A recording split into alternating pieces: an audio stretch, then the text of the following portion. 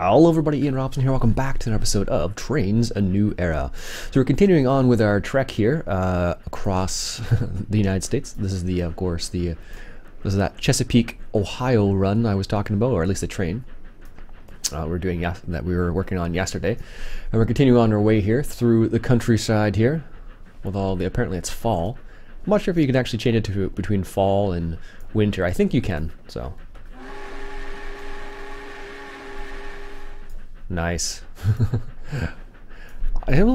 This view kind of throws me off a little bit. So like in other train games, for example, you can actually adjust all of these. Now you might be able to do it in this game as well. I just don't have it set that way, which I suspect is the reason why I can't use my pointer to touch any of these things and kind of move them around. But I do have it set. It looks like it's on realistic, not arcade. Well, I guess there's two game modes. There's like realistic and the other one basically whatever that one is based for. I don't know. I can't remember. So we'll see. But so far I'm pleased with this game. It runs very smoothly, which I'm really happy about. Which is something I can't say about some other train games, as I mentioned last time. Oh, look, some dairy cows. Give them a little hoot. Although I'm not sure. I think the cows are probably used to the train being that close to the side of the train tracks, to be honest with you. So it looks like our next section is going to increase in speed once we get past up here, if I had to guess. Yeah, I wish you could lean out of the train. If you just lean out of the side so you can see like what's going on ahead of you a bit better, as opposed to this little tiny I don't know, window there. But there might be a way, but as far as I can tell, there's only a few different modes. Line side, which is that one. You have chase view, which is this one, which I'm not sure what the difference is. Looks pretty similar to me. And then you have the free roaming, which is where you can just look around and do whatever you like, basically. But as you can see, like I'm just looking around, and that even looking around is actually really quick. So, and then the map view, which I showed you guys the other day, which I think is a bit, I don't know, they could have done this a bit better if you ask me. Like the way Train Sim does it is a bit better, I find, because they just show you, oh, it's black, and then they just show you like where your train is, like like a 2D model, as opposed to showing the map and like shifting the map all over the place. So anyhow, looks like we got a little bit of a downhill, looks like. That's why it's easy to increase our speed. Gotta be careful. We're still running 19 miles an hour, so it's good. Don't want to go too fast. Once the tail end of the train gets past that 50-mile-an-hour mark, we'll be able to speed up here a little bit. Until then, we're basically just trucking along. I don't know if you actually, so far doing well in points, I guess. And this little guy, he, when he talks, it's kind of funny. It's really robotic and not very pleasant to listen to. It's like bah, bah, bah, bah, bah, bah, bah, and it's like just you can hear it, but you don't understand a word he's saying. So, all right, so we have gone. I guess we're gone to 3. We just passed Meadow Creek, and we're on to Quinemont, if that's how you say that. So, just gonna wait for the tail end of the train here to pass that 50-mile-an-hour mark. I think there was a way to go back to the end of the train. At least I thought there was. I don't know, but they did a pretty good job on the inside. I definitely have seen some, I think some nicer looking on the interiors, but I don't know. Let's just put it to high and see if it makes a big difference here. Oh, there we go. That's high. So I don't really notice a big difference. Does it look better? I don't notice the difference at all, actually. Well, it's definitely taking longer to load stuff out there.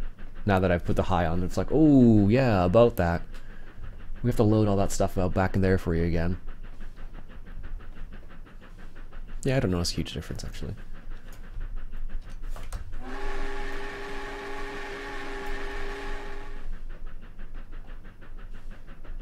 Actually, no, I do. I do notice a difference, actually. The loading is a bit slower now. I don't know what it was custom set to before, but I didn't even go in and change anything, so I'm surprised.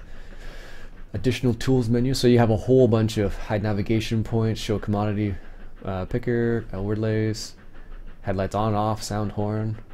Start ringing the bell, reverse train facing. Shovel cool. You can shovel cool. Does it actually show somebody shoveling the cool? That's what I want to know. No. Where's the additional... Doesn't do anything. Oh, here we go. We can speed up our train now.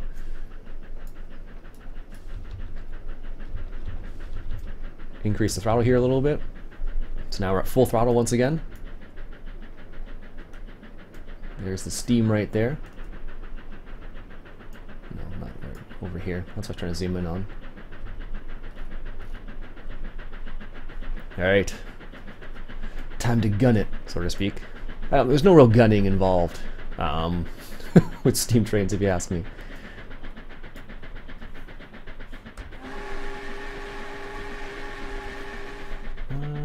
Reverse train facing.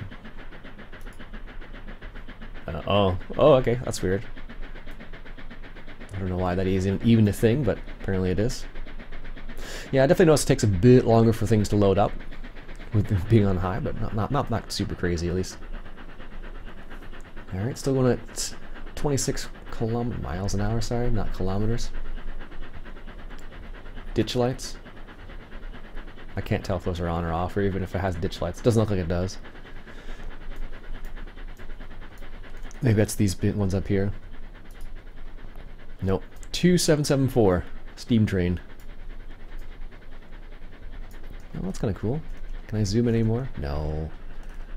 It says all I can read is American. That's all right there. 32 miles an hour, picking up speed here. Looks like we're pretty level here. Pretty flat gradient, which is good. This kind of looks like there is a river in British Columbia called the Bow River. This kind of reminds me of a little bit. And there are, if memory serves, I have seen, when I was there, I saw a few trains that are really close to the Bow River. Very beautiful river, though, too. It was Alberta, British Columbia, that little area there. Alright, speed's increasing slowly, 36 kilometers an hour, or miles an hour. It says right there, but I keep saying kilometers. I don't know, I live in Canada, and we measure speed by kilometers an hour, so that's why that's my default thing to say it to. So next limit is in 35 miles an hour, and it's in 2.7 miles, so we should be okay for a while here. We can drop it back in a little bit here. What does that sign say there? Ooh. Oh, it's not a sign at all. Looks like railway ties. 40 kilometer file. Jeez. Alright. Coming up to 40 miles an hour. We may have to tone the throttle back a little bit here. Because if we don't, we're gonna... Oh, we still got a while to go yet. I don't know if we're gonna be able to top out past 50 miles an hour. I don't think so. Unless we're going downhill. 1 second, coffee break here.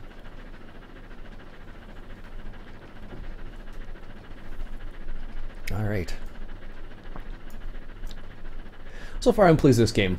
I don't like I'm not a huge fan of the menu, but I understand it a bit more now. So like, the way they have it set up is like in sessions. So it's like sessions you own, sessions you can buy.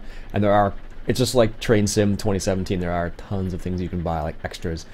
There's one that I probably will get eventually, now that I have the game, is the Canadian Pacific one, just because I'm Canadian and I like to drive trains in Canadian areas, I guess. So I'll probably get that eventually. But it's like a $20 DLC, well, $20 Canadian DLC, so I'll have to see if it comes on sale at some point. If there's a spring sale or something. But this runs smoothly, which I'm really pleased about. 1.6 miles. So let's tone down our throttle here a little bit. Take it down to half throttle. Don't want to slow down completely, but we want to slowly come towards this next area here at 35 miles an hour. Just because, of course, you lose, well, you don't really lose points. It doesn't seem like you lose points as bad as Train Sim 2017, where as soon as you're speeding, you're like, okay, lost points. Actually, I can probably slow down like, I'm a half a mile out instead of 1.5 miles out.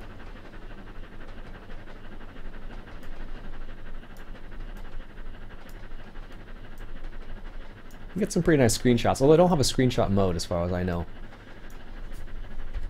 So I've just been taking screenshots with F12 here. The smoke looks pretty good from this side at least. And now it's loading all the stuff. So yeah, probably when I switch to the high, I can definitely see a bit of performance difference. I don't know what it was at set before, but if you don't keep changing directions every time like I do, it's okay.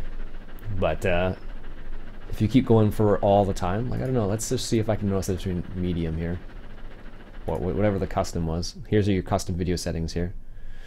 Maximum draw distance is 10,000 meters. I don't know, we'll set it to just medium and see if I notice a difference at all. I don't even see the difference. No, not at all actually. Maybe inside you will. No, I don't know. If you, hey, if you can notice a difference, let me know in the comments below. But I don't see a big difference here. Ooh, we better slow down here. As you can see, it draws a lot faster here. Let's take it down to half throttle here. Maybe a bit more than that. We need to be down to 35 miles an hour and 0.2 miles. There we go. We're at 37 miles an hour, 36, 35, 34. There we go. Let's just see if we can maintain 35 here. Must be there up around this bend. 29. Alright. 25, 24, okay. We're up to a little tiny bit of a gradient. We can actually increase our throttle a little bit again here. We don't want to go too slow. The hard part is kind of how much do you decrease your throttle versus how much do you increase it to try and maintain the speed. So we're actually going up in speed in here a little bit. I don't want to get too crazy, of course, because, you know, is that going downhill? Yeah, it looks like it.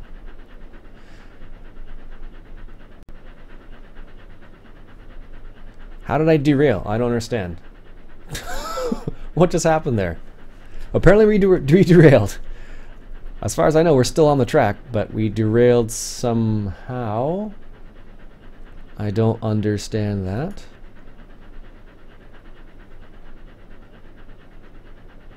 Oh, it's slowly darkening the screen saying, "You failed. You failed. You failed." Okay, well, that's that, apparently. I have no idea how we derailed there, but I guess we were going too fast around that corner, even though we were going pretty slow there. So anyways, here's how the menu system works, just for argument, just so you can see here. So here's the ones I have. You have a quick drive you can do. This is the one I was playing, the Thermand Empties. There's this one as well, another Empties one.